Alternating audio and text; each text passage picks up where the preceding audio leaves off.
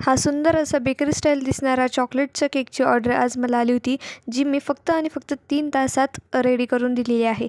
या केकमध्ये मी कंपाऊंड किंवा फ्रेश क्रीमचं गनाश बनवलेलं नाही. तर आज मी ह्या व्हिडिओमध्ये तुमच्यासोबत एक नवीन प्रोडक्ट शेअर करणार आहे. त्यासाठी व्हिडिओ शेवटपर्यंत नक्की बघा आणि चॅनलला सबस्क्राईब करायला विसरू नका. नमस्कार मंडळी, कोको बेक्समध्ये तुम्हा सर्वांचं पुन्हा एकदा मनापासून स्वागत.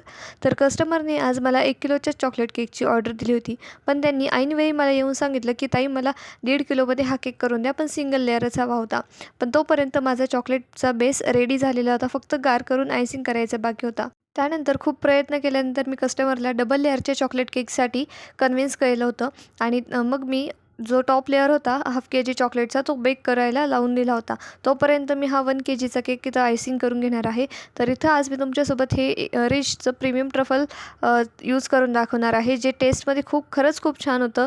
हा कोणताही प्रमोशनल व्हिडिओ नाही आहे, पण मला जे प्रोडक्ट आवडतात ते मी तुमच्यासोबत शेअर करते. तर हा असंच एक प्रोडक्ट होतं जे मला टेस्ट वाईज खूप आवडलं होतं आणि त्याचं टेक्स्चरसुद्धा खूप छान होतं. त्याचं ग्लेजसुद्धा छान येत होतं, आयसिंगसुद्धा छान बनत होती. त्यामुळे मी म्हटलं की तुमच्यासोबत देखील शेअर करावं. हे जे रिचचं प्रीमियम ट्रफल आहे ते 2 के जीच्या पॅकिंगमध्ये येतं आणि हे रेडी टू यूज आहे. म्हणजे आपल्याला फक्त मायक्रोवेव्ह करायचं आहे आणि थोडंसं गार करून केकवर ॲप्लाय करायचं आहे किंवा केकमध्ये यूज करायचं आहे. तर हे मी तर क्रीममध्ये टाकून मिक्स केलं आहे. तुम्ही बघू शकता, आपण जसं गनाश बनवतो तसंच याचं लुक आलेला आहे आणि टेस्टसुद्धा खरंच खूप छान होती. मी स्वतः हे प्रोडक्ट आधी ट्राय केलं होतं आणि मगच तुमच्यासोबत शेअर करते आहे. तर याचं 2 के जीचं पॅकिंग येतं आणि याचा प्राईस म्हणजे एकतर तुमच्या भागात MRPवर सुद्धा मिळू शकतं किंवा त्यापेक्षा कमीही मिळू शकतं. शक्यतो 750च्या रेंजमध्ये हे तुम्हाला मिळून जायला पाहिजे.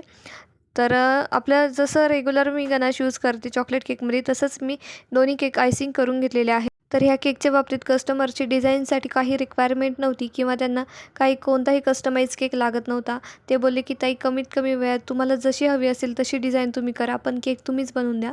त्यामुळे मी ही ऑर्डर घेतली होती. तर आतमध्ये चॉकलेट केक पूर्ण क्रमकोट करून घेतला होता. थोड्या वेळ सेट केला डीप फ्रीजला. त्यानंतर मी प्लेन व्हिप क्रीमनेच याला कवर केलं होतं, कारण मला थोडंसं याला बेकरी स्टाईल लुक द्यायचा होता. वरचा जो लेअर आहे तो मी 5 इंचच्या भांड्यात अर्धा किलोचा चॉकलेट बेस बेक करून घेतला होता, जेणेकरून वरच्या लेअरला थोडीशी हाईट येईल आणि केक दिसायलासुद्धा लुकवाईज छान होईल. तर दोन्ही केकला आयसिंग करून घेतलं आहे, फिनिशिंग करून घेतलं होतं. त्यानंतर साईडने मी कोमची डिझाईन मारली होती. तर हे तर मी तुम्हाला दाखवते पुन्हा एकदा. हे जे गनाश आहे ते मी एका बाउलमध्ये काढून घेतलं होतं आणि मला ड्रिपिंगसाठी यूज करायचं होतं. त्यासाठी मी याला 10 सेकंद मायक्रोवेव्ह केलं आहे आणि आपला केक थोडा वेळ मी सेट करून घेतला होता. त्यानंतर इथं मी केक स्टॅक करून घेतला आहे आणि गनाश गार झाल्यावर व्हिडिओत दाखवल्याप्रमाणे आपल्याला बोटाच्या साहाय्याने केकवर गनाशची शिंतोडी मारून घ्यायची आहे. तर याने केकचा इफेक्टसुद्धा खूप छान येतो. पण त्यानंतर जे आपलं वर्क प्लेस जे आहे किंवा टेबल जो आहे आपला काम करायचा, तो सगळा खराब झालेला असतो. तुम्ही तर बघू शकता की सगळ्या टेबलवर गनाशचे ड्रॉप्स पडलेले होते. त्यानंतर ह्याच गनाशने मी केकवर ड्रिप्स देऊन घेतलेले आहेत.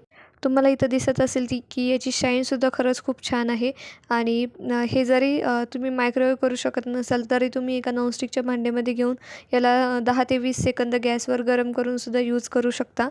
तर इथं मी दोन्ही केकला ड्रिप्स देऊन घेतलेले आहेत. आता यावर मी गार्निशिंग अप्लाय करणार आहे.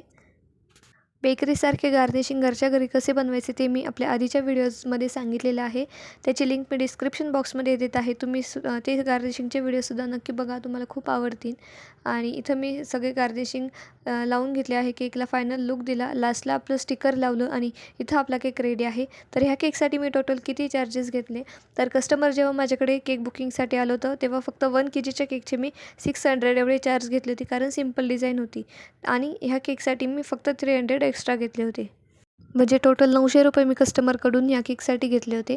तर हा होता आजचा केक. कसा वाटला मला कमेंटमध्ये नक्की सांगा आणि व्हिडिओ जर आवडला असेल तर व्हिडिओला लाईक करा, शेअर करा आणि चॅनलला सबस्क्राईब करायला विसरू नका.